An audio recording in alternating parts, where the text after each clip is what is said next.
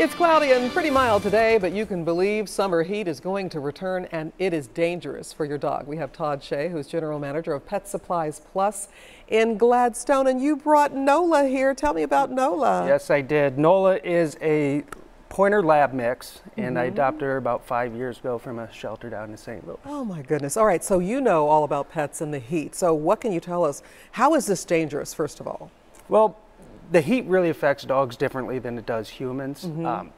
Dogs don't cool off the same way we do. They sweat through the pads of their feet and their paws, and then panting. So one thing to keep in mind is the breed of your dog. So if you've got a boxer or Shih Tzu or Bulldog, they've got that shorter snout that really, they're known to have those respiratory issues as is. So they can't breathe as well as like a longer snouted dog like Nola here. So keeping an eye on that is really helpful. And then going along with the breeds, you've got, you know, the Labrador Retrievers, Bernese Mountain Dogs, the Huskies that have a double coat. So making sure you brush those coats. That double coat serves as an insulator. So making sure you brush them frequently and, you know, removing any of that loose fur is going to help keep them cool as well. That's a great idea. I mean, how, so through their paws? They cool off through their paws? Yes, they sweat through their paws. And then the breathing, of course, helps ventilate them. But and cool them off as well. Oh my gosh, but their paws are down and on the ground. And so if you fan them, that's not going to help? No. Oh.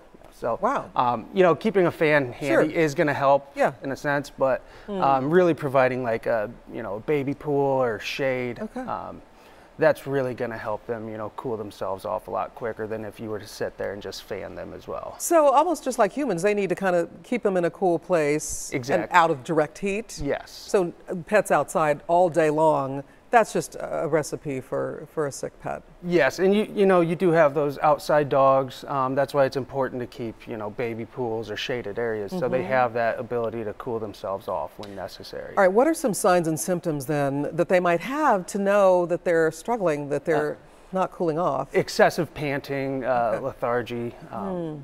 Those are the major signs that your dog's overheating, and you should start, you know, taking the steps to help cool them off. Again, with the baby pool, you can give them ice, so they can chew the ice. That's going to get them fluids and also help cool them off as well. And when do we know we need to take them in to see the vet? I mean, when is it serious enough, I guess?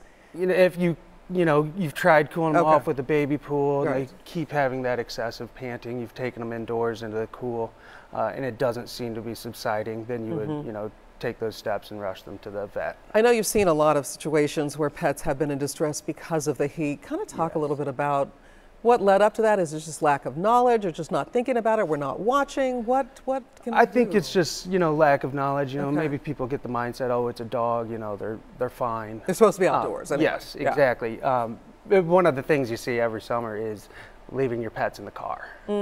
It doesn't take long for your car with the windows up to you know, become extremely hot. So you know, you think you're running in for 10 minutes, it's a quick trip. Well, you're putting a lot of stress on your pet in those situations. Pets and people, do not leave them in hot cars. Thanks so much, Todd, for coming and for sharing and for helping keep our pets nice and cool this summer. Thank you very much.